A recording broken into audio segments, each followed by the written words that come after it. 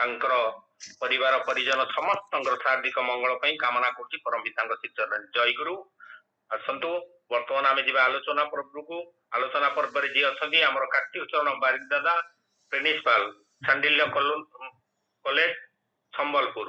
ତାଙ୍କୁ ମୁଁ ବର୍ତ୍ତମାନ ଅନୁରୋଧ ରଖିବି 8ଟା 55 ପର୍ଯ୍ୟନ୍ତ ସେ এই କାର୍ଯ୍ୟକ୍ରମ ଚାଲୁ ରଖିବେ ଏବଂ ପରବର୍ତ୍ତୀ ପର୍ଯ୍ୟାୟରେ ଆମର ଅନୁସନ୍ଧିତ୍ସୁ କାର୍ଯ୍ୟକ୍ରମରେ ଭାଗ ନେଇ ଟିକେ ଆମମାନଙ୍କୁ ଯୋଗ କରିବେ। ଜୟ ଗୁରୁ।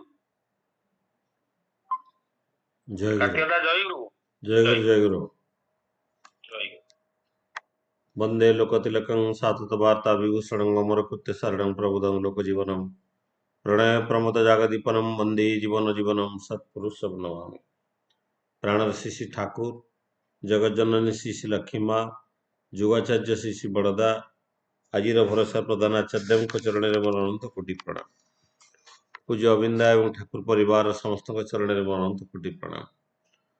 आजिर पुण्य सत्संगर पूज्य परिचालक तथा उपस्थित समस्त पुत्र पंजाधारी ऋतिक मंडली, अध्वर्य मंडली, जाजक मंडली समस्त को मोर आभूमिष्ठ प्रणाम जनाए। उपस्थित समस्त गुरु भाई गुरु माता साधु सज्जन मंडली कुनि कुनि पिलाए समस्त को मोर प्रीतिपूर्ण राभरा जय गुरु जनाए। आमने सर्वप्रथमे इष्टायन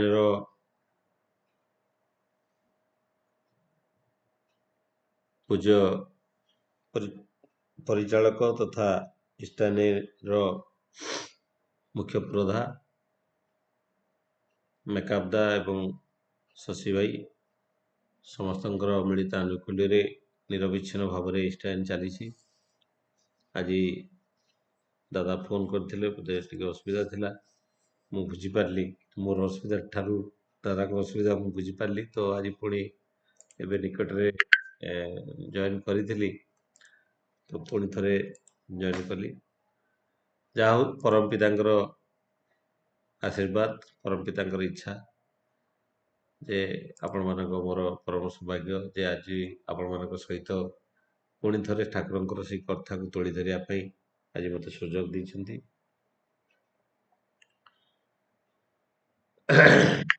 जाहु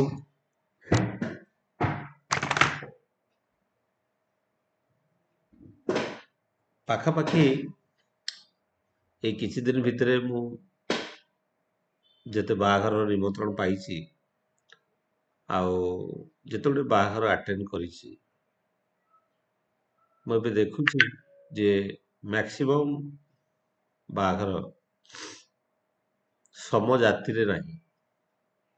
आपण माने भी लक्ष्य करथे आपण को पाखापाखि बाहाघर पद्धति समान कास्टिज्म रे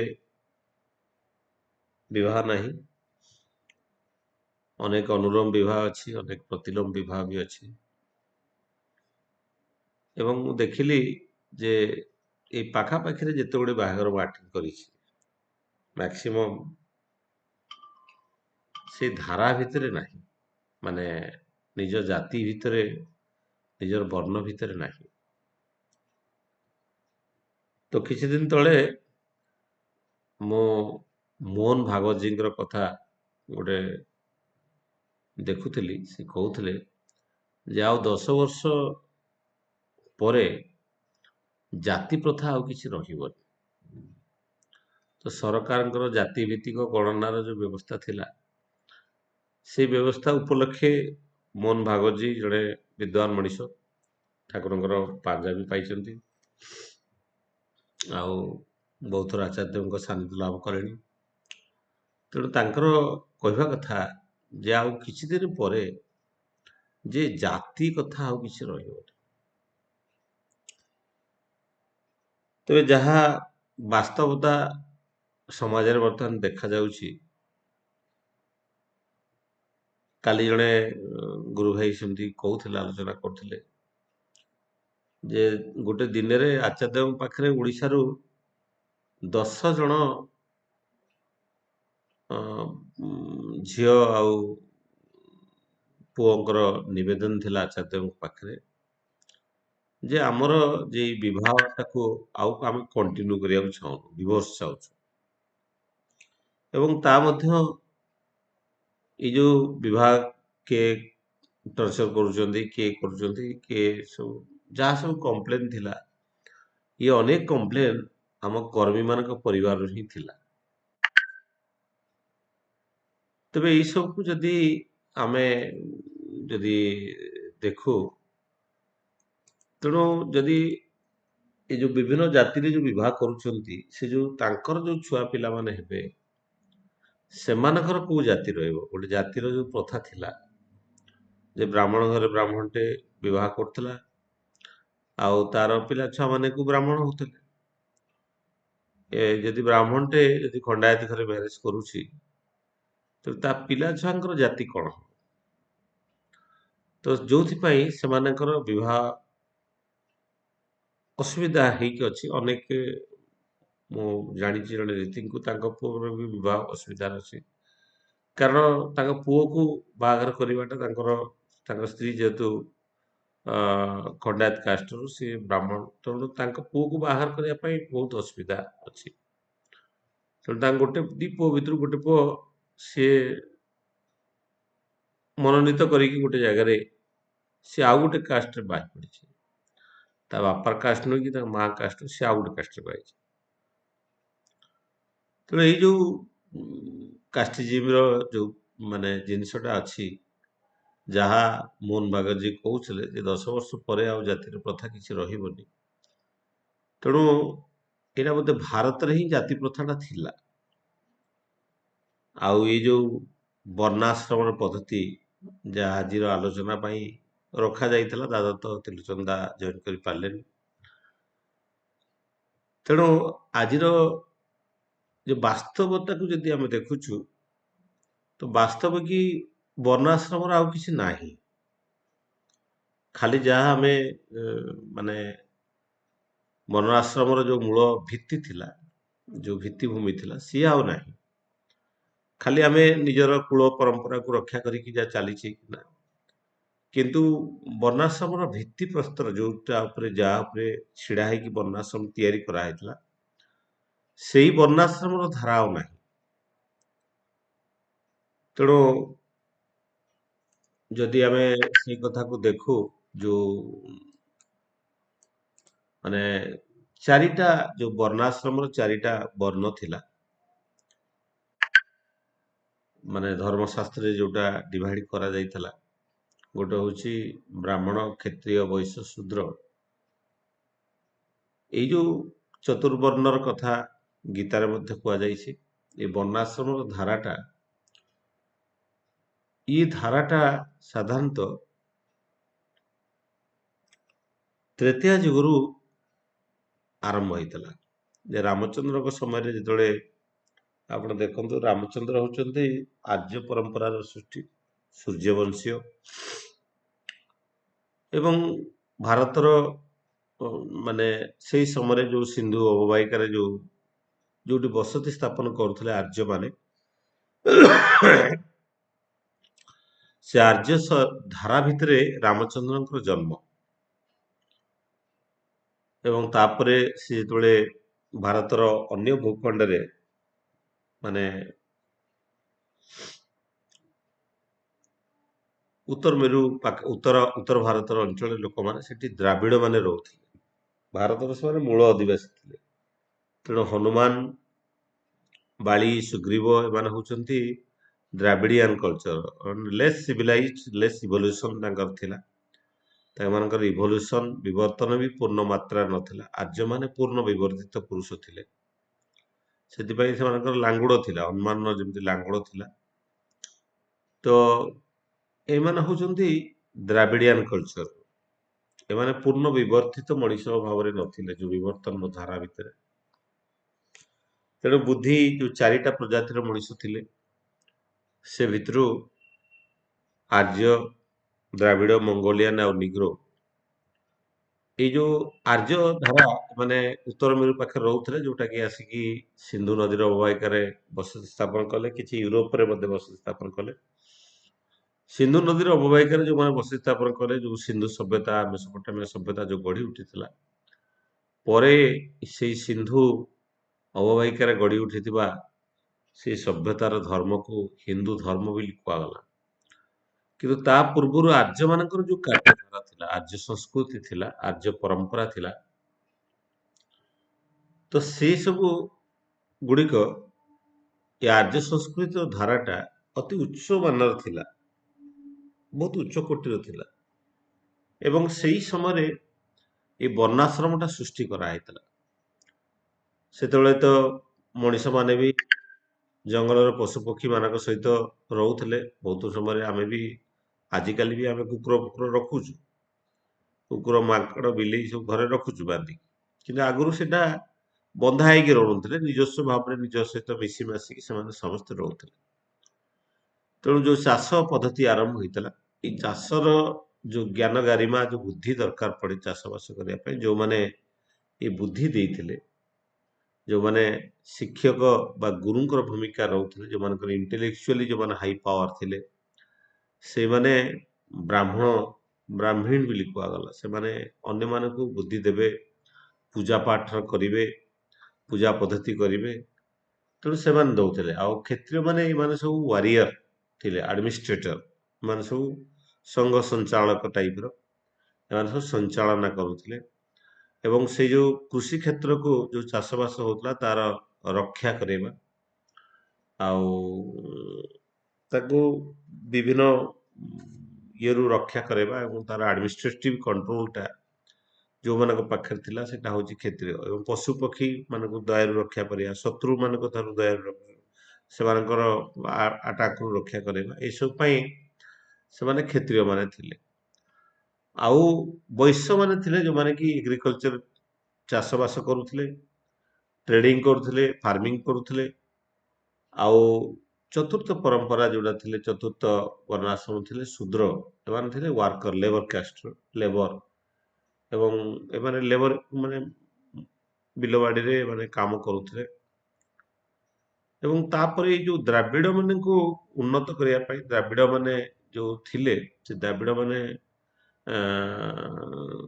କୁ ଏମାନେ ସାଧାରଣତଃ ନିଚ ବର୍ଣ୍ଣ ନିଚ ଇଏ କରିକି ରଖିକି ସେମାନଙ୍କୁ ବିଭିନ୍ନ ପ୍ରକାର ଇଏ କରୁଥିଲେ, ସେମାନଙ୍କ ସହିତ ବିବାହ ବିବାହ କରାହେଇଥିଲା। ଏଇ ଯୋଉ କାଟାଗୋରୀ କରାହେଇଥିଲା, ଠାକୁର ସେଟା କହୁଥିଲେ ଯେ ଏ ବର୍ଣ୍ଣାଶ୍ରମଟା ଠିକ ଗୋଟେ ବିଭିନ୍ନ ପ୍ରକାର ପାଣିର କମ୍ପାର୍ଟମେଣ୍ଟ ଭଳିଆ। ଯେମିତି ପାଣି ଭିତରେ ଗୋଟେ ମଇଳା ପାଣି ଥାଏ, ତା ପାଖରେ କିଛି ସଫା ପାଣି ଥାଏ, କିଛି ଗ୍ରୀନ କଲର ପାଣି ଥାଏ। ଇଏ ଯେମିତି ସେପାରେଟ ହେଇକି ରହିଥାନ୍ତି, ସମୟ କ୍ରମେ ଏମାନେ ସବୁ ଯେମିତି ମିଶି ଯାଆନ୍ତି, ସେମିତି ଏଇ ଯୋଉ ବର୍ଣ୍ଣାଶ୍ରମଟା ସୃଷ୍ଟି ହେଇଥିଲା, ସେଟା ଧୀରେ ଧୀରେ ସବୁ ଯାକ ମିଶିଯାଏ। ଏଠି ଯେ ୱାଟର ପାର୍ଟିସନ କମ୍ପାର୍ଟମେଣ୍ଟ ବୋଲି ଠାକୁରଙ୍କ ଭାଷା ଥିଲା। ଯଦି ପାଣିକୁ କୌଣସି ପ୍ରକାର ପାର୍ଟିସନ କରା ନ ଯାଇକି ମଧ୍ୟ ଆମେ ଦେଖିଲେ ଜାଣିପାରୁ ଏଇଟା ଗୋଳିଆ ପାଣି, ଏଇଟା ସଫା ପାଣି, ଏଇଟା ସ୍ୱଚ୍ଛ ପାଣିଟା, ଏଇଟା ଗୋଳିଆ ପାଣିଟା, ଏଇଟା ସବୁଜ ପାଣିଟା, ଏଇଟା ଧଳା ପାଣି, ଯେମିତି ଦେଖିପାରୁ ପାର୍ଟିସନ କିଛି ନଥିଲେ। ବର୍ଣ୍ଣାଶ୍ରମଟା ଗୋଟେ ସେଇ ପ୍ରକାର ସିଷ୍ଟମ। ତେଣୁ ସେଇ ସିଷ୍ଟମର ଭିତରେ ଆ ଉଦ୍ଦେଶ୍ୟ କଣ ଥିଲା ଯଦି ଆମେ ଦେଖୁ, ଗୋଟେ ତେଲି ଘରର ଝିଅଟେ ଯଦି ଗୋଟେ ତେଲି ଘରକୁ ବୋହୂ ହେଇକି ଯାଏ, ତେଣୁ ଯୋଉ ଘଣା ପେଶା ତେଲ ପେଶା କରିବାର ଆ ଭାବଧାରାଟା ତାଙ୍କ ପାଖରେ ବେଶୀ ଭଲ ଥାଏ, ସେ ଜାଣିପାରେ। କାରଣ ତାଙ୍କ ଘରକୁ ଗଲେ ସେ ଭଲ ଭାବରେ ସେ ତେଲ ଘଣା ପେଶାର କାମଟା ଭଲ ଭାବରେ କରିପାରେ। ଜଣେ ବଢେଇ ଘର ଲୋକ ମାନେ ଲୋକ ଆଉ ଗୋଟେ ବଢେଇ ଘରକୁ ଗଲେ, କି ନହେଲେ ଗୁଡିଆ ଘର ଲୋକ ଆଉ ଗୋଟେ ଗୁଡିଆ ଘରକୁ ଝିଅଟେ ବୋହୂ ହେଇକି ଗଲେ, ସେ ତାଙ୍କ ଘରେ ଯାଇକି ସେଇ କାମଟା ଭଲ ଭାବରେ କରିପାରେ, କାରଣ ସେଇଟା ହଉଛି ତାଙ୍କର ସ୍କିଲ୍ ଥିଲା। ଆମର ଏବେ ଯୋଉ ସ୍କିଲ୍ ଡେଭଲପମେଣ୍ଟ ପ୍ରୋଗ୍ରାମ ଚାଲିଛି, ସେମାନଙ୍କର ସ୍କିଲ୍ଟା ଥିଲା। ଆଉ ସେଇ ସ୍କିଲ୍ଟା, ଧର ଜଣେ ଖଣ୍ଡାୟତ ଘର ଚାଷ ଘର ଲୋକ ଗୋଟେ ଚାଷୀ ଘରେ ବାହା ହବ, ତେଣୁ ସିଏ ତାର ପାଖରେ ସେ ସ୍କିଲ୍ ଥିଲା, ସେ ବର୍ଣ୍ଣ ଭିତ୍ତିକ ସ୍କିଲ୍ ଥିଲା। କାରଣ ତା ବାପା ମା ସେଇ କାମ କରୁଥିଲେ, ସେ ଛୁଆ ବେଳୁ ଦେଖି ଆସିଛି କେମିତି ଘଣା ତେଲ ପେଶାଯାଏ, କି କେମିତି ବଢେଇ କାମ କରାଯାଏ, କି କେମିତି ମାନେ ଚାଷ କରାଯାଏ, କି କେମିତି ସୁନା ଗଢା କାମ କରାଯାଏ, କି ବା କାରୁକାର୍ଯ୍ୟ କାମ କରାଯାଏ, ସେ ଛୁଆ ବେଳୁ ଦେଖି ଆସିଛି। ତେଣୁ ତାର ବୋଧ ଭିତରେ ସେଇ ଗୁଣ ଟିକକ ଅଛି। ତେଣୁ ସେଇ ବୋଧ ଭିତରେ ଯୋଉ ଗୁଣ ଟିକକ ଅଛି, ଯେତେବେଳେ ସେ ବୋହୂ ହେଇକି ଯାଏ ଆଉ ଗୋଟେ ଘରକୁ, ତା ଶାଶୁ ଘରର ଗୁଣ ଗାରିମା ଆଉ ସେ ତା ବାପ ଘରର ଗୁଣ ଗାରିବାର ସମଷ୍ଟିଟାକୁ ୟୁଜ୍ କରିକି ତାର ସେଇ ଯୋଉ ବୁଦ୍ଧିଟାକୁ ବ୍ୟବହାର କରିକି ସେଠି ସେ ଗୋଟେ ନୂତନ କଲଚର ସ୍କିଲର ଗୋଟେ ନୂତନ କଲଚର ତିଆରି କରେ। ଆଉ ତାରି ଭିତରେ ଦେଇକି ଗୋଟେ ଜେନେଟିକ୍ ଏନରିଚମେଣ୍ଟ ହୁଏ। ତାଙ୍କର ବୋଧ ଭିତରେ ତାଙ୍କର ଯୋଉ ଠାକୁର ଯୋଉ କହୁଥିଲେ ଯୋଉ କ୍ରୋମୋଜୋମର କଥା, କ୍ରୋମୋଜୋମ ହଉଛି କ୍ରମାନ୍ୱୟରେ ବୃଦ୍ଧି ପାଇବାର ସମ୍ବେଗ ଯାହା ଭିତରେ ଅଛି ତାହା ହଉଛି କ୍ରୋମୋଜୋମ। ତେଣୁ ଏଇ ଯୋଉ ଜିନ୍ ହଉଛି କଣିକା ମଣିଷର ବୁଦ୍ଧ ମାନେ ବୋଧ ଏବଂ ତାର ଭାବଟା ଯାହା ଭିତରେ ନିହିତ ଥାଏ ସେଟା ହଉଛି ଜିନ୍। ତେଣୁ ଏଇଟା କ୍ରମାନ୍ୱୟରେ ବୃଦ୍ଧି ପାଇବ। କ୍ରମାନ୍ୱୟରେ ବୃଦ୍ଧି ପାଇବା ପାଇଁ ଯୋଉ ସଙ୍ଗମ ଦରକାର ସେଇଟା ସ୍ୱବର୍ଣ୍ଣରେ ସ୍ୱଜାତିରେ ବିଭାଗ କଲେ ସେଟା ଗୁଣ ବୈଶିଷ୍ଟ୍ୟଟା ବଢି ବଢିଯାଏ। ଆଉ ଆଜି ଯୋଉ କଲଚରାଲ ଚେଞ୍ଜେସ୍ ଆସିଛି ଯେ ଘୋଡ଼ା ପେଶିବାଟା ବୋଧେ ବହୁତ କମ୍ ଘରେ ଦେଖାଯାଉଛି। ଆଉ ଯଦି କୋଉଠି ବି ପେଶା ହଉଛି ସେଟା ମେସିନ୍ ପେଶୁଛି। ମଣିଷ ପାଖରେ ଆଉ କିଛି ସେ ସ୍କିଲ୍ ନାହିଁ। ଯାହା ଫଳରେ ଏଇ କିଛି ବର୍ଷ ଭିତରେ ମଣିଷ ଧୀରେ ଧୀରେ ତାର ଯୋଉ ବ୍ୟକ୍ତିଗତ ସ୍କିଲ୍ ଥିଲା ତାର ହାତରେ ଯୋଉ ଜେନେଟିକାଲି ଆଉ ମେଣ୍ଟାଲି ଏନରିଚମେଣ୍ଟ ହେଇକି ଥିଲା ସେ ଧୀରେ ଧୀରେ ନଷ୍ଟ ପାଇଗଲାଣି। ତେଣୁ ସରକାର ବର୍ତ୍ତମାନ ସ୍କିଲ୍ ଡେଭଲପମେଣ୍ଟ ପାଇଁ ବିଭିନ୍ନ ପ୍ରକାର ପ୍ରୋଜେକ୍ଟ ନେଉଛି ଏବଂ ବିଭିନ୍ନ ପ୍ରକାର ବିଶ୍ୱକର୍ମା ଯୋଜନା କରାହଉଛି ସେମାନଙ୍କୁ ବଢେଇବା ପାଇଁ ସେ ସ୍କିଲ୍ଟାକୁ ବଢେଇବା ପାଇଁ। କିନ୍ତୁ ସେ ସ୍କିଲ୍ ତ ଥିଲେ ତ ବଢିବ, ସ୍କିଲ୍ ତ ଆଉ ନାହିଁ। ତେଣୁ ବର୍ତ୍ତମାନ ସବୁ ମେସିନ୍ କରୁଛି। ତେଣୁ ମଣିଷର ସ୍କିଲ୍ର ଇମ୍ପୋର୍ଟାନ୍ସଟା ଧୀରେ ଧୀରେ କମି ଯାଇଛି। ତାର ମୂଳ କାରଣ ଆଉ ଯୋଉଥିପାଇଁ ଆଜି ଯୋଉ ବିବାହର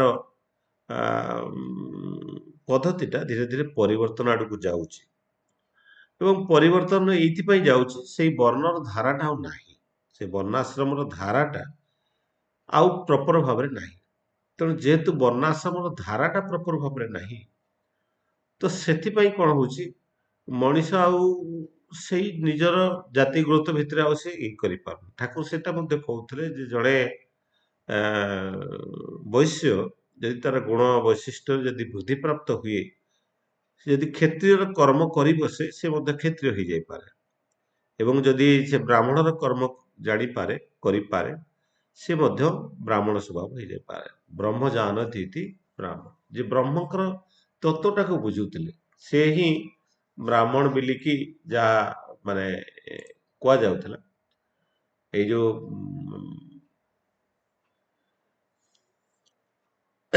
ଖ୍ରୀଷ୍ଟପୂର୍ବ 2500 ରୁ 1500 ଭିତରେ ଏଇ ଯାହା ବର୍ଣ୍ଣାଶ୍ରମଟା ଟିକେ ତୀବ୍ର ଭାବରେ ଥିଲା ବୋଲି ଯାହା ଜଣାପଡେ। ଆଉ ବର୍ଣ୍ଣାଶ୍ରମର ଧାରାଟା ଏତେ ମାନେ କେହି କାହାକୁ ଏମିତି ଘୃଣା କରିବାର ଭାବ ନଥିଲା। ସମସ୍ତେ ନିଜ ନିଜର କର୍ମ ଭିତ୍ତିକ ଥିଲା। ତେଣୁ ଠାକୁର ଯେତେବେଳେ ଜଣେ ଗୋଟେ ମେହନ୍ତର କାମ କରିକି ଆସେ ଠାକୁର ତାକୁ କହନ୍ତି ଯେ ସିଏ ସଫାସଫି ହେଇସାରିଲା ପରେ ସେ ଅସ୍ପୃଶ୍ୟ ନୁହେଁ। ଠିକ କର୍ମଟା ଯୋଉଟା କରେ ସେଟା ହୟତ ଅସନା କାମ କରୁଥାଇପାରେ କିନ୍ତୁ ଯେତେବେଳେ ସେ ସଫା ହେଇ ଆସିଲା ପରେ ସିଏ ମଧ୍ୟ ଅସ୍ପୃଶ୍ୟ ନୁହେଁ। ତେଣୁ ଏଇ ଯୋଉ ଗୁଣ ଆଉ କର୍ମ ଅନୁସାରେ ଯୋଉ ବର୍ଣ୍ଣଟା ବିଭାଜିତ ହେଇଥିଲା, ଯୋଉ ବର୍ଣ୍ଣାଶ୍ରମର ବ୍ୟବସ୍ଥା ଥିଲା, ଏଇ ବର୍ଣ୍ଣାଶ୍ରମ ବ୍ୟବସ୍ଥା ଭିତରେ ଏଥିରେ ଜେନେଟିକାଲ ଏନରିଚମେଣ୍ଟଟା ବହୁତ ଭଲ ଭାବରେ ହୁଏ। ତେଣୁ ଯେତେବେଳେ ଗୋଟେ ବ୍ରାହ୍ମଣ ଘର ଝିଅ ଗୋଟେ ବ୍ରାହ୍ମଣ ଘର ପୁଅ ସହିତ ବିବାହ କରେ ତାର ଯୋଉ ବ୍ରାହ୍ମଣର ଯୋଉ କଳା ବା ପଦ୍ଧତି ଇଣ୍ଟେଲେକ୍ଟଟା ସେଟା ବୃଦ୍ଧି ପାଏ। ତେଣୁ ବର୍ତ୍ତମାନ ଦେଖନ୍ତୁ ଅନେକ ଜାଗାରେ ବ୍ରାହ୍ମଣ ଲୋକମାନେ ବି ଦୋକାନ ବଗିଚା କରିଛନ୍ତି, ମାଂସ ବି ବିକୁଛନ୍ତି କେତେ ଜାଗାରେ। ତ ଏଇ ଯୋଉ କରୁଛନ୍ତି ଏମାନେ କଣ ହଉଛନ୍ତି ନା ବୈଶ୍ୟ ସ୍ୱଭାବକୁ ପଳେଇ ଆସିଛନ୍ତି। ତେଣୁ ସେମାନେ ତାଙ୍କର ଯୋଉ କର୍ମକାଣ୍ଡ ବା ମାନେ ଇଏ ପଦ୍ଧତି ଠାରୁ ସେମାନେ ଆହୁରି କମ ବର୍ଣ୍ଣର ନିଚ ବର୍ଣ୍ଣର କର୍ମ କରୁଛନ୍ତି ଯାହା ଫଳରେ ସେମାନେ ମଧ୍ୟ ମାନେ ନିଜର କର୍ମ ଭିତ୍ତିକ ଯୋଉ ଗୁଣ ଆଉ କର୍ମ ଭିତ୍ତିକ ଯୋଉ ବିଭାଜନ ଥିଲା ସେ ବିଭାଜନଟାକୁ କେହି ଆଉ ମାନିବା ପାଇଁ ପ୍ରସ୍ତୁତ ନାହାନ୍ତି। ଏଇ ବର୍ଣ୍ଣାଶ୍ରମଟା ଭାରତରେ ହିଁ ଥିଲା। ଆଉ ଭାରତର ଯୋଉ ସଂସ୍କୃତି ଏତେ ଉଚ୍ଚ କୋଟିର ଥିଲା କେବଳ ସେଇ ବର୍ଣ୍ଣାଶ୍ରମର ଧାରା ପାଇଁ। ଯେହେତୁ ବର୍ଣ୍ଣାଶ୍ରମର ଧାରା ଆଜି ଭୁଲ ଉଠିତ ଆଉ ଆଗକୁ ସମ୍ପୂର୍ଣ୍ଣ ଲୋପ ପାଇଯିବା ପାଇଁ ବସିଛି। ତେଣୁ ଭାରତ ଯେ ଏଇ ଯୋଉ ବର୍ଣ୍ଣାଶ୍ରମର ଭିତ୍ତି ଉପରେ ସେ ବିଶ୍ୱ ଗୁରୁ ଥିଲା ସେ ବର୍ଣ୍ଣାଶ୍ରମର ଭିତ୍ତିଟା ଯଦି ନଷ୍ଟ ହେଇଯାଏ, ତେଣୁ ଭାରତ ଯେ ଆଗକୁ କେତେ ଅସୁବିଧାର ସମ୍ମୁଖୀନ ହବ ତାର ହିସାବ ନାହିଁ। ଦେଖନ୍ତୁ କରୋନା ଯୋଉ ଆସିଲା, କରୋନାରେ ଭାରତର କୌଣସି ଲୋକଙ୍କର କ୍ଷତି ହେଇନଥାନ୍ତା। କାରଣ ଭାରତ ତାର ଯୋଉ ମୂଳ ସଂସ୍କୃତି, ଯୋଉ ମୂଳ ପିଣ୍ଡ ଅଛି, ଯୋଉ ମୂଳ ଧାରା ଅଛି, ଯୋଉ ସନାତନ ସଂସ୍କୃତିର ଯୋଉ ମୂଳ ଧାରା ଥିଲା, ଯୋଉ ଧାରା ଉପରେ ଭାରତୀୟ ମାନଙ୍କର ଜୀବନ ଶୈଳୀ ପର୍ଯ୍ୟବେସିତ ଥିଲା, ଯଦି ସେଇ ଧାରାକୁ ମାନିକି ଚଳୁଥାନ୍ତା, ତେବେ ହୁଏତ ଭାରତରେ ଏଇ କରୋନାର କୌଣସି ପ୍ରକାର ଉତ୍ପୀଡ଼ନ ଦେଖିବାକୁ ମିଳିନଥାନ୍ତା, କି ଏତେ ମୃତ୍ୟୁ ମଧ୍ୟ ହେଇନଥାନ୍ତା। ତାମାନେ ତାର ମୂଳ କାରଣ ହଉଛି ଭାରତରେ 600 BC ଖ୍ରୀଷ୍ଟପୂର୍ବ 600 ପାଖାପାଖିରେ ଚରକ ସୁଶ୍ରୁତ ଥିଲେ ଏକ ବିଶିଷ୍ଟ ଶିକ୍ଷାବିତ୍। ତାଙ୍କରି ଶିକ୍ଷା ପ୍ରଣାଳୀ ଭିତରେ ଅନେକ ଚିକିତ୍ସା ପଦ୍ଧତି ଭିତରେ ସେ ଅନେକ ଭାବରେ ଚିକିତ୍ସାଟାକୁ ଅତି ଉଚ୍ଚ କୋଟିର କରିକି ରଖିଥିଲେ ଏବଂ ପୃଥିବୀର କୋଣ ଅନୁକୋଣରୁ ରାଜା ମହାରାଜା ମାନେ ଆସିକି ବିଭିନ୍ନ ପ୍ରକାର ଚିକିତ୍ସା ଭାରତରେ ନଉଥିଲେ। ତେଣୁ ସେମାନେ ଯୋଉ ସେତେବେଳେ ଆୟୁର୍ବେଦ ଥିଲା, ଯୋଉ ବେଦର ଭିତ୍ତିଧାରା ଭିତରେ ପର୍ଯ୍ୟବେସିତ ହେଇକି ଯୋଉ ଆୟୁର୍ବେଦ ଶାସ୍ତ୍ର ଅଛି, ଯୋଉ ଶାସ୍ତ୍ରକୁ ମାନେ ଆମର ଯୋଉ ବିଶ୍ୱବିଦ୍ୟାଳୟ ଥିଲା, ଯୋଉଟା କି ପାଣିନିଙ୍କର ଅନୁଦାନରେ ଚାଲୁଥିଲା ବିହାରରେ, ତାକୁ ନିଆଁ ଲଗେଇ ଦିଆଗଲା। 6 ମାସ ପର୍ଯ୍ୟନ୍ତ ଜଳିଲା ସେ ଲାଇବ୍ରେରୀ। ତାମାନେ କେତେ ଗ୍ରନ୍ଥ ପୋଡ଼ିକି ନଷ୍ଟ ହେଇଗଲା, ଭାରତର ମୂଳ ତତ୍ତ୍ୱ କେତେ ବୁଦ୍ଧିଜୀବୀଙ୍କର ଗ୍ରନ୍ଥ ନଷ୍ଟ ହେଇଗଲା, ତାର ହିସାବ ନାହିଁ। ତେବେ ଯାହା ବି ହଉ, ସେ ଯୋଉ ମାନେ ପଦ୍ଧତି ଥିଲା, ସେଇ ପଦ୍ଧତିଟାକୁ ଚିକିତ୍ସା ପଦ୍ଧତି ଥିଲା, ସେଇ ସମୟରେ ସେମାନେ ଚିକିତ୍ସା ପାଇଁ ଗ୍ରୀସରୁ ପିଆଜ ରସୁଣ ଆଣିକି ରୋଷେଇ କରୁଥିଲେ। ପିଆଜ ରସୁଣ ଆଣିକି ମୁଦୁକ କରିକି ଲୋକମାନଙ୍କୁ ଦଉଥିଲେ। କିନ୍ତୁ ସେଇ ପିଆଜ ରସୁଣ ଧୀରେ ଧୀରେ ଇଣ୍ଡିଆନ କ୍ଲାଇମେଟରେ ଭଲ ଭାବରେ ଉର୍ବର ଚାଷ ହେଇ ବସିଲା। ଏଇ ଚାଷ ହବା ଫଳରେ କଣ ହେଲା, ଲୋକମାନେ ସେ ପିଆଜ ରସୁଣ ତିଆରି ମେଡିସିନଟା ଖାଇଲେ, ତ ଡେଲି ଖାଇଲେ। ତାପରେ ଡେଲି ଖାଇବା ପରେ କଣ ହଉଛି, ଯଦିଓ ତାର ପିଆଜ ରସୁଣ ଆଲିୟମ ସେଫା ଗ୍ରୁପ ଅଛି, ଯଦିଓ ତାଙ୍କର ଗୁଣ ବୈଶିଷ୍ଟ୍ୟଟା ଭଲ ଥିଲା, ମାନେ ମେଡିସିନାଲ ପ୍ରପର୍ଟି ଥିଲା, କିନ୍ତୁ ଡେଲି ମେଡିସିନ ଜଣେ ଯଦି ଖାଏ, ତାର ଇମ୍ୟୁନିଟି ସିଷ୍ଟମଟା ଯେମିତି ନଷ୍ଟ ହେଇଯିବା କଥା, ସେଇ ଭାବରେ ନଷ୍ଟ ହେଇଯାଇଛି ଆଜି ଭାରତୀୟ ମାନଙ୍କର। ଏବଂ ଆହୁରି ମଧ୍ୟ ଚରକ ଆଉ ଯୋଉ ପିଆଜ ରସୁଣ କୁହାଯାଏ କି ଯୋଉ ସମୁଦ୍ର ମନ୍ଥନ ସମୟରେ ଯୋଉ ରାହୁ କେତୁଙ୍କୁ ଯୋଉ ବେକକୁ କାଟି ଦେଇଥିଲେ ସୁଦର୍ଶନ ଚକ୍ରରେ, ରାହୁଙ୍କର ରକ୍ତ ଯୋଉଠି ପଡିଥିଲା, ଯୋଉଠି ଯୋଉଠି ଗଛ ହେଇଥିଲା ସେଠି ପିଆଜ ହେଇଥିଲା, କେତୁଙ୍କର ରସୁଣ ହେଇଥିଲା ବୋଲି କୁହାଯାଏ। ସେଥିପାଇଁ ଦେବ ମନ୍ଦିରରେ ପିଆଜ ରସୁଣର ପ୍ରବେଶ ନିଷେଧ। କିନ୍ତୁ ଉତ୍ତର ଭାରତରେ ଦେଖାଯାଏ, କାରଣ ସେମାନେ ତ ଦ୍ରାବିଡିଆନ କଲଚର, ସେଠି ଉତ୍ତର ଭାରତରେ ମନ୍ଦିର ମାନଙ୍କରେ ପିଆଜ ରସୁଣ ଖାଇବାଟା ଦେଖାଯାଏ। କାରଣ ସେଠି ମୁଁ ସାଇବାବାଙ୍କ ମନ୍ଦିରକୁ ଯାଇଥିଲି, ସେଠି ମଧ୍ୟ ମାନେ ଅନ୍ନ ଭୋଗ ଦିଆଯାଏ, ସମସ୍ତେ ଖାଆନ୍ତି, କିନ୍ତୁ ସେଠି ମଧ୍ୟ ପିଆଜ ରସୁଣ ଦିଆଯାଏ, ପିଆଜ ରସୁଣ ରୋଷେଇ ହୁଏ। ତେଣୁ ଉତ୍ତର ଭାରତରେ ବହୁତ ଜାଗାରେ ସେଇ ଟାଇପର ମାନେ କଲଚର ତାଙ୍କର ମନ୍ଦିର ମାନଙ୍କର ଅଛି। କାରଣ ସେମାନଙ୍କର ମୂଳ ତତ୍ତ୍ୱଟା, ସେମାନେ ଆରିଆନ କଲଚର ନୁହନ୍ତି, ସେମାନେ ଦ୍ରାବିଡିଆନ କଲଚର। ସେଥିପାଇଁ ଏ ଆର୍ଯ୍ୟ ସଂସ୍କୃତିର ବର୍ଣ୍ଣପରାକୁ ସେମାନେ ମାନିକି ଚଳନ୍ତି। ତେଣୁ ଏଇ ଯୋଉ ବର୍ଣ୍ଣାଶ୍ରମର ଯୋଉ ଭିତ୍ତି ଥିଲା, ସେଇ ଭିତ୍ତି ଭିତରେ କଣ ହଉଥିଲା, ଯେତେବେଳେ ମାନେ ସମାନ ଜାତିର ବା ସମାନ ବର୍ଣ୍ଣର ସମାନ କର୍ମ କରୁଥିବା ଦି ଜଣ ପୁଅ ଝିଅ ମ୍ୟାରେଜ କରୁଥିଲେ, ତେଣୁ ତାଙ୍କ ପାଖରୁ ସେଇ ବର୍ଣ୍ଣାଶ୍ରମ ଧାରା ଭିତରେ ଗୋଟେ ଉଚ୍ଚ କୋଟିର ସନ୍ତାନଟି ଜନ୍ମ ହଉଥିଲା, ଯିଏକି ସେଇ ବର୍ଣ୍ଣାଶ୍ରମ ଧାରାଟାକୁ ବଜାୟ ରଖି ପାରୁଥିଲା। ଆଜି ଆଉ ସେ ବର୍ଣ୍ଣାଶ୍ରମର ଧାରା ନାହିଁ। ତ ବର୍ଣ୍ଣାଶ୍ରମର ଧାରା ଏଭଳି ଭାବରେ ନଷ୍ଟ ହେଇଯାଇଛି, ତେଣୁ ଆଜି କେହି ନିଜର ପ୍ରବୃତ୍ତି ସହିତ କି କର୍ମ କରୁନାହାନ୍ତି। ଆଉ ଆଜି ଅନେକ ତ ଜିନିଷ ହଉଛି, ଅନେକ ଜାଗାରେ ମେଡିସିନ କିମ୍ବା ମେସିନ କାମ କରୁଛି, କିନ୍ତୁ ମଣିଷ ଆଉ ବେଶୀ କିଛି କାମ କରୁନି। ତେଣୁ ମଣିଷର ସେଇ ସ୍କିଲଟା ନଷ୍ଟ ହେଇ ବସିଛି। ତେଣୁ ଆଜିକାର ଡେଟରେ ଯୋଉ ସ୍କିଲ ଆବଶ୍ୟକ ଅଛି, ସେଇ ପ୍ରକାର ସ୍କିଲ ପଛରେ ମଣିଷ ଆଜି ଧାଇଁକି ସେଇ ପ୍ରକାର କର୍ମ ଭିତ୍ତିକ କର୍ମ କରୁଛି। ତେଣୁ ସେ ପୂର୍ବ ସମୟରେ ସେଇ କର୍ମ ଧାରାଟା ଆଉ ନାହିଁ। ସେଇଥିପାଇଁ ବୋଧହୁଏ ନିଜ ମାନେ ଏଇ ଜାତି ପ୍ରଥା ନିଜ ଜାତିରେ ନହେଲେ ବି ଅନ୍ୟ ଜାତିରେ ବିବାହ କରିଦେବା ପାଇଁ ବିବାହ ହଉଛି। ସେଥିପାଇଁ ଆଉ ତ ସେଇ ଯୋଉ ଧାରାକୁ ଯଦି ଦେଖାଯାଏ ସେ ଧାରାକୁ ଯଦି ଆମେ ବର୍ତ୍ତମାନ ଯୋଉ ଧାରାରେ ଯାଉଛି ଏ ଧାରାଟା ଆ, ଭବିଷ୍ୟତ ପାଇଁ ଏକ ଉତ୍କୃଷ୍ଟ ଧାରା ନୁହେଁ। ତେଣୁ 12ଟା ପିଢି ପର୍ଯ୍ୟନ୍ତ ମାନେ ପୂର୍ବର ଯୋଉ 12ଟା ପିଢି ପର୍ଯ୍ୟନ୍ତ ସେମାନଙ୍କର ଗୁଣ କର୍ମ ବୈଶିଷ୍ଟ୍ୟଟା ଆମ ପାଖରେ ଥାଏ। ତେଣୁ ଜଣେ ଆଜି ବି ଯୋଉ ଚାକିରି ଦିଆଯାଉଥିଲା ଆଗରୁ ସେଇ ବର୍ଣ୍ଣାଶ୍ରମର ଧାରା ଭିତରେ ହିଁ ଚାକିରି ଦିଆଯାଉଥିଲା। ଦେଖନ୍ତୁ ମାନେ ଗୋଟେ ଜାଗାରେ ଯେତେବେଳେ ଯୁଧିଷ୍ଠିର ରାଜା ଥିଲେ ସମାନ ଭୁଲ କରିକି 4 ଜଣ ଲୋକ ଆସିଥାନ୍ତି। ସମାନ ଭୁଲ କରିକି 4 ଜଣ ଲୋକ ଆସିଥାନ୍ତି। ତାଙ୍କ 4 ଜଣ ଲୋକ ଭିତରୁ ଜଣେ ବ୍ରାହ୍ମଣ ଥିଲେ, ଜଣେ କ୍ଷତ୍ରିୟ ଥିଲେ, ଆଉ ଜଣେ ବୈଶ୍ୟ, ଆଉ ଜଣେ ଶୂଦ୍ର ଥିଲେ। ଯେତେବେଳେ ଆ, ଦଣ୍ଡବିଧାନର ବ୍ୟବସ୍ଥା ଆସିଲା ଯୁଧିଷ୍ଠିର କଣ କଲେ ଏ ଶୂଦ୍ର ଲୋକକୁ ଏ ଯୋଉ ତାକୁ ସାମାନ୍ୟ ଟିକେ ଦଣ୍ଡ ଦେଲେ, ସାମାନ୍ୟ କିଛି ଗାଳି ଦେଲେ, ଦଣ୍ଡ ଦେଲେ, ଆଉ ତାକୁ ଛାଡ଼ିଦେଲେ। ବୈଶ୍ୟକୁ ତାଠୁ ଆହୁରି କଠୋର ଦଣ୍ଡ ଦେଲେ, ଆଉ କ୍ଷତ୍ରିୟକୁ ଆହୁରି କଠୋର ଦଣ୍ଡ ଦେଲେ। ସବୁଠୁ ବେଶୀ ଦଣ୍ଡ ବ୍ରାହ୍ମଣକୁ ଦେଲେ। ଏବଂ ଯେତେବେଳେ ତାଙ୍କୁ ପଚାରିଲେ, ଯେତେବେଳେ ବିମର୍ଶନ ଯେତେବେଳେ ପଚାରିଲେ ଯେ ସମାନ ତ ଭୁଲ 4 ଜଣ ଲୋକ କରିଛନ୍ତି କିନ୍ତୁ ଦଣ୍ଡଟା ସମସ୍ତଙ୍କୁ ଭିନ୍ନ ଭିନ୍ନ କେମିତି ହେଇଗଲା?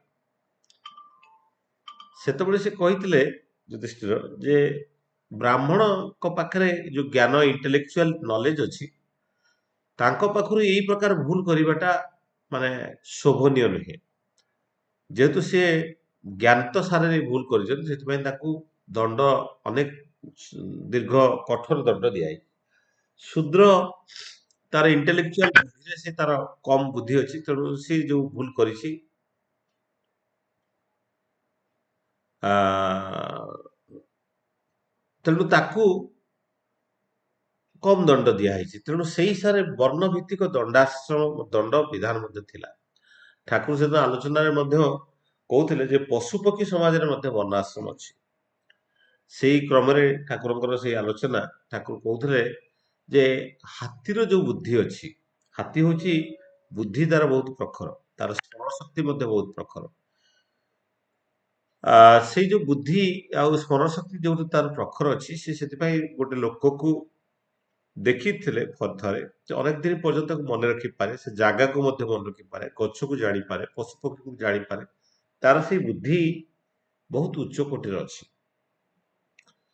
ଆଉ ଏ ହାତୀ ମାନଙ୍କର ଯୋଉ ଯୋଉ ଜୀବନ ଧାରା ଥିଲା, ଯୋଉ ତାଙ୍କର ସେମାନେ ମାତୃକେନ୍ଦ୍ରିକ ଜୀବନ ଧାରା ଥାନ୍ତି। ମାତୃକେନ୍ଦ୍ରିକ ଜୀବନ ଧାରାରେ ମା ମାନଙ୍କ ଭିତରେ ସେଇ ତାଙ୍କ ମା ମାନଙ୍କ ଭିତରୁ ବୈଠକ କରିକି ସେ ସର୍ବଶ୍ରେଷ୍ଠ ମା ଟାକୁ ବାଛି ଦିଆଯାଏ। ସିଏ ମୁଖ୍ୟ ହୁଏ, ସିଏ ମୁଖ୍ୟ ହୁଏ। ତେଣୁ ଅନେକ ବିପଦ ଆପଦରୁ ସେ ରକ୍ଷା କରେ ଏବଂ ତା ପାଖରେ ଖାଲି ବୟସ ଥିଲେ ଅଧିକ ହବନି, ତା ପାଖରେ ବୁଦ୍ଧି ଗାରିମା ଆଉ କଳା କୌଶଳ ସବୁ ତା ପାଖରେ ସବୁ ସ୍କିଲ୍ ଥିବା ଦରକାର। ସେ ଥିଲେ ହାତୀ ପଲ ଭିତରେ ସେ ହିଁ ମୁଖ୍ୟ ହାତୀ ହେଇକି ରହେ। କିନ୍ତୁ ପୁରୁଷ ହାତୀ ମାନେ ଏଇସବୁ ଭିତରେ ରହନ୍ତିନି, ମାନେ ବାହାରେ ବୁଲନ୍ତି ଜଗନ୍ତି। କିନ୍ତୁ ଏମାନଙ୍କର ଯୋଉ ପାରିବାରିକ ଜୀବନ ଥାଏ, ଏମାନେ ଛୁଆ ପିଲାମାନଙ୍କୁ ଲାଳନ ପାଳନ କରନ୍ତି, ପାରିବାରିକ ଜୀବନ ରହନ୍ତି, ମିଳିମିଶିକି ରହନ୍ତି, ପାରିବାରିକ ଜୀବନ ଧାରା ଭିତରେ ରହନ୍ତି। ଏଇଟା ପୁରୁଷ ମାନଙ୍କ ଭିତରେ ଦେଖାଯାଏନି। ପୁରୁଷ ମାନେ ଏହାଠାରୁ ବିଚ୍ଛିନ୍ନ ହେଇକି ଥାଆନ୍ତି। ଆଉ ଏଇ ହାତୀ ମାନଙ୍କ ଭିତରେ ମଧ୍ୟ ବର୍ଣ୍ଣାଶ୍ରମ ଦେଖାଯାଏ। ତାଙ୍କ ଭିତରେ କର୍ମ ବୈଶିଷ୍ଟ୍ୟ ଥାଏ ଯେ କିଏ କୋଉ କର୍ମ କରିପାରିବ ସେଇ ହିସାବରେ ତାକୁ ଦିଆଯାଇଥାଏ ବିଭିନ୍ନ କର୍ମ ଏବଂ ସେ ସେଇଟାକୁ ମାନିକି ସେଇ ହିସାବରେ ସେ କରେ। ତେଣୁ ସେଇ ହିସାବରେ କର୍ମ ଭିତ୍ତିକ ହିସାବରେ ସେ ସେଇଟାକୁ ଠିକ ଭାବରେ କରେ। ତେଣୁ ଏଇ ଯୋଉ ବର୍ଣ୍ଣ ଭିତ୍ତିକ ଥିଲା ଯେ ଗୋଟେ ଶରୀରକୁ 4 ଭାଗରେ ଯୋଉ କରାଯାଇଥିଲା, ତ ସେଇଥିରେ ମାନେ ଯୋଉ ମାନେ ବ୍ରାହ୍ମଣ ଟା ତାପରେ କୁହାଯାଏ ଯେ ମୁଣ୍ଡ ମାନେ ତାର ଇଣ୍ଟେଲେକ୍ଚୁଆଲ ବ୍ରେନ ଲୋକମାନେ ସେମାନେ, ତ ସେଥିପାଇଁ ଯୋଉ ମାନେ ବିପ୍ରଙ୍କ ହାତରୁ ଖାଇବାର କଥା କୁହାଯାଇଛି କାରଣ ସେମାନଙ୍କ ଭିତରେ ସେ ଇଣ୍ଟେଲେକ୍ଚୁଆଲିଟା ଅଛି ବୋଲିକି ସେମାନଙ୍କ ଠାରୁ ଗ୍ରହଣ କରିବାଟା କଥା। ଏବେ ତ ମାନେ ବିନାୟକ ଦା ଥରେ କହୁଥିଲେ କି ବର୍ତ୍ତମାନ ମନ୍ଦିରରେ ଭୋଗ ଦେବା ପାଇଁ ମଧ୍ୟ ବିପ୍ର ପିଲାମାନଙ୍କର ଅଭାବ ଆଜି ସବୁ ଜାଗାରେ ପରିଲକ୍ଷିତ ହେଉଛି। ତେଣୁ ମୁଣ୍ଡ ବା ତାଙ୍କର ମୁଖମଣ୍ଡଳରୁ ଯେ ମୁଖରୁ ବା ମୁଣ୍ଡ ରିଜିଅନରୁ ବ୍ରାହ୍ମଣଙ୍କର ସୃଷ୍ଟି ବୋଲି କୁହାଯାଏ। ତାହେଲେ ଏଇଟା ଆକ୍ଚୁଆଲି ତାଙ୍କର ସୃଷ୍ଟି ନୁହଁ, ମାନେ ସେଟା ଇଣ୍ଟେଲେକ୍ଚୁଆଲ ପାର୍ଟଟାକୁ ଦେଖାଯାଏ। ଆଉ ଯୋଉ ଆର୍ମଟା ଯୋଉ ହାତ ଅଛି ଏଇଠୁ କ୍ଷତ୍ରିୟ, ତାମାନେ ଆର୍ମି, ମାନେ ଆର୍ମି ତାମାନେ ମାନେ ସେମାନେ ଶତ୍ରୁ ପକ୍ଷରୁ ରକ୍ଷା କରନ୍ତି, ତେଣୁ ଆର୍ମ ରିଜିଅନ ତାଙ୍କର ଆର୍ମି। ତେଣୁ ୱାରିୟର ଗ୍ରୁପର କିଙ୍ଗସ୍ ମାନେ ଆଡମିନିଷ୍ଟ୍ରେଟର, ତେଣୁ ହାତ ଦ୍ୱାରା ସବୁ କିଛି କରିହୁଏ, ତେଣୁ ହ୍ୟାଣ୍ଡ। ଆଉ ଯୋଉ ଥାଇ ରିଜିଅନଟା ଯୋଉଥିରେ କି ସେମାନେ ଆଣ୍ଠୁ ଉପରକୁ ଯୋଉ ରିଜନଟା, ଏଇ ସବୁ ରିଜନଟା ଏଇଟା ହଉଛି ବୈଶ୍ୟ ଦ ବିଜନେସ କମ୍ୟୁନିଟି। ତେଣୁ ଏମାନେ ବିଜନେସ କମ୍ୟୁନିଟି ବା ଏଗ୍ରିକଲଚରାଲିଷ୍ଟ ବା ବିଜନେସ କମ୍ୟୁନିଟି ହଉ କି ମାନେ ତାହେଲେ ଟ୍ରେଡିଂ କରନ୍ତି, ଟ୍ରେଡର ସେମାନେ। ତେଣୁ ଏଇ ରିଜନରେ ଦେଖାଯାଏ। ଆଉ ଫିଟ୍ ମାନେ ପାଦ ରିଜନଟା ହଉଛି ଶୂଦ୍ର ଯୋଉଟା, ତାମାନେ ମାନେ କର୍ମ ମାନେ ୱାର୍କର ଲେବର କାମ କରନ୍ତି। ତେଣୁ ଏଇଟା ସବୁ ସେମାନଙ୍କୁ ସେବା ଦିଅନ୍ତି ବିଭିନ୍ନ ପ୍ରକାର। ଧର ବ୍ରାହ୍ମଣ ମାନେ ତ ଗଲେ ମାନେ ଯଦି ଲୁଗା ଦରକାର ପଡେ ଲୁଗା ବୁଣି ଦିଅନ୍ତି, ରୋଷେଇ କରିଦେବା ପାଇଁ, କି ନହେଲେ ସେମାନଙ୍କର କଂସା ବାସନ ପାଇଁ ଯୋଉ ତିଆରି କରିବା ପାଇଁ, ଘର ତିଆରି କରିବା ପାଇଁ, ମାନେ ସବୁ ପାଇଁ ଯୋଉ ସବୁ କର୍ମ ଭିତ୍ତିକ ଦରକାର ପଡେ। କିନ୍ତୁ ଏଇମାନଙ୍କ ଭିତରେ ମଧ୍ୟ ଯେତେବେଳେ ବୃଦ୍ଧି ପ୍ରାପ୍ତ ହୁଏ ଗୋଟେ ଆଉ ଗୋଟେ ମାନେ ଧାରା ଭିତରକୁ ସେ ମଧ୍ୟ ଯାଇପାରେ। ତେଣୁ ଏଇ ଯୋଉ ବର୍ତ୍ତମାନର ଯୋଉ ସିଷ୍ଟମଟା ଆସିଛି, ଯୋଉ ପରିବର୍ତ୍ତନ ହେଇକି ଚାଲୁଛି, ତେଣୁ ଏଇଟା ଚାଲିଲେ ବି ଆମେ ଗୋଟେ ଜିନିଷ ହଉଛି ଆମେ ଅନୁଲୋମଟାକୁ ବିବାହଟାକୁ ମାନେ ଆକ୍ସେପ୍ଟ କରିପାରିବା, କିନ୍ତୁ ପ୍ରତିଲୋମ ବିବାହଟାକୁ କେବେ ବି ଆକ୍ସେପ୍ଟ କରାଯାଇ ପାରେ ନା। କାରଣ 12ଟା ପିଢିର ଜେନେଟିକ ମେଟେରିଆଲଟା ତାଙ୍କ ପାଖରେ ଏବେ ମଧ୍ୟ ଗଚ୍ଛିତ ହେଇକି ଥାଏ। ତେଣୁ ଯେହେତୁ ଜେନେଟିକ ମେଟେରିଆଲଟା 12ଟା ପିଢିର ଗଚ୍ଛିତ ହେଇକି ଅଛି, ସେଥିପାଇଁ ସେଇ ଜେନେଟିକ ମେଟେରିଆଲଟା ଅଛି। ତେଣୁ ଆମେ ଅନୁଲୋମ ବିବାହଟାକୁ ନିଶ୍ଚିତ ଭାବରେ ମାନିକି ଚାଲିବାକୁ ପଡିବ। ଆଉ ପ୍ରତିଲୋମ ହେଲେ ଏହା ବହୁତ କୁପ୍ରଭାବ ପଡିବ। ଯାହା ଠାକୁର କହୁଥିଲେ, ଯଦି ଗୋଟେ ରାଷ୍ଟ୍ର ବା ଦେଶକୁ ନଷ୍ଟ କରିବାକୁ ହୁଏ, ତେବେ ଯଦି ଅନୁଲୋମ ବିବାହର ପ୍ରଚଳନଟା ପ୍ରତିଲୋମ ବିବାହଟାର ପ୍ରଚଳନ କରିଦିଆଯାଏ, ତେଣୁ ଶତ୍ରୁର ଆବଶ୍ୟକତା ନାହିଁ, ସେ ରାଷ୍ଟ୍ର ଆପେ ଆପେ ନଷ୍ଟ ହେଇଯାଏ। ତେଣୁ ଇଏ ହଉଛି ଠାକୁରଙ୍କର କଥା। ତେଣୁ ସମୟ ତ ହେଇଗଲାଣି। ତେଣୁ ଯାହା ହଉ ଆଜି ତ୍ରିଲୋଚନ ଦାଙ୍କର ଏଇ ଆଲୋଚନା ଥିଲା। ମତେ ମୁଁ ଆଉ ଯେତିକି ପାରିଲି ସେ ବିଷୟରେ ଟିକେ ଆଲୋଚନା ରଖିଦେଲି। ତେଣୁ ଆମେ ଯେତିକି ପାରିବା ଠାକୁରଙ୍କର ଭାବଧାରା ଭିତରେ ସମସ୍ତେ ମାନିକି ଚାଲିବାକୁ ଚାଲିଲେ ଭଲ। କାରଣ ବର୍ଣ୍ଣାଶ୍ରମଟା ମାନେ ଶ୍ରୀକୃଷ୍ଣ ମଧ୍ୟ କହିଥିଲେ, ଚତୁର୍ବର୍ଣ୍ଣ ମମ ସୃଷ୍ଟି ଯୋଉ କଥା କହିଥିଲେ। ତେଣୁ ବର୍ଣ୍ଣାଶ୍ରମର ଧାରାଟାକୁ ଯେହେତୁ ସବୁ ଦେବାଦେବୀ ସବୁ ଜାଗାରେ ତାର ପ୍ରଚଳନ ରହିଛି, ତେଣୁ ଆମେ ମଧ୍ୟ ତାକୁ ମାନିକି ଚାଲିବାଟା, ମାନେ କାଷ୍ଟଟା ବର୍ଣ୍ଣ ନୁହେଁ। ତେଣୁ ତେଣୁ ସବୁ ସେଇ ହିସାବରେ ଦେଖିକି ଚାଲିବା। ତେଣୁ କେହି କାହାକୁ ଏଇ ପ୍ରଥା ନେଇ କେହି କାହାକୁ ଘୃଣା କରିବା କଥା ନୁହେଁ। କେହି ଛୋଟ କି କେହି ବଡ ନୁହେଁ। ସେମାନେ ନିଜ ନିଜ କର୍ମରେ ସେମାନେ ଶ୍ରେଷ୍ଠ, ନିଜ ନିଜ ଭାବରେ ସେମାନେ ଶ୍ରେଷ୍ଠ। ତେଣୁ ଜଣେ ତାର ଗୁଣ ଆଉ କର୍ମ ଦ୍ୱାରା ସେ ମଧ୍ୟ ଉଚ୍ଚ ବର୍ଣ୍ଣକୁ ଚାଲି ଯାଇପାରେ। ଧର ମାନେ ଯିଏ ଯୋଉ ବର୍ଣ୍ଣର ଥିବ, ଯଦି ସେ ମାନେ ଧର ମାନେ ଇଣ୍ଟେଲେକ୍ଟ ହେଇଗଲା, ପାଠ ପଢେଇଲା, ସେ ଆଡମିନିଷ୍ଟ୍ରେଟିଭ ପୋଜିସନକୁ ଚାଲିଗଲା, ସୋ ଦ୍ୟାଟ ଇଜ ଗୁଣ ଆଉ କର୍ମ ଭିତରେ ସେ ବୃଦ୍ଧି ପାଇପାରେ। ଯାହା ହଉ, ପରମ ପିତାଙ୍କ ଚରଣରେ ମୋର ପ୍ରାର୍ଥନା ରଖେ ସମସ୍ତଙ୍କର ଶାନ୍ତି ସୁସ୍ଥି ବିଧାନ ପାଇଁ ପରମ ପିତାଙ୍କ ନିକଟରେ ପ୍ରାର୍ଥନା ରଖି ମୋର ବକ୍ତବ୍ୟ ଏଠି ବିରାମ ଦଉଛି। ବନ୍ଦେ ପୁରୁଷୋତ୍ତମମ୍, ବନ୍ଦେ ପୁରୁଷୋତ୍ତମମ୍, ବନ୍ଦେ ପୁରୁଷୋତ୍ତମମ୍। କାମାକ୍ଷା ଭାଇ ଜୟ ଗୁରୁ। ଜୟ ଗୁରୁ, ଜୟ ଗୁରୁ। ଜୟ ସୁନ୍ଦର ଗୁରୁନାଥ। ଆଲୋଚନା। ପରିବେଶକୁ ଆପଣ ଏଇ ବର୍ଣ୍ଣାଶ୍ରମ ଯୋଉ ନୀତି ନିୟମ ରହିଥିଲା ଯାହା ଆଜି ଭାଙ୍ଗି ଯାଇଛି। ଆପଣ ଯାହା କହୁଥିଲେ ଭବିଷ୍ୟତରେ ସରକାର ଯୋଉ ନିୟମ ଆଣିଛନ୍ତି, ସେ ନିୟମରେ କଣ ହବ ତା ମଧ୍ୟ ଆଖିକି ଜଣା ପଡି ଯାଉଛି ଏବେଠାରୁ। କିନ୍ତୁ ଆମେ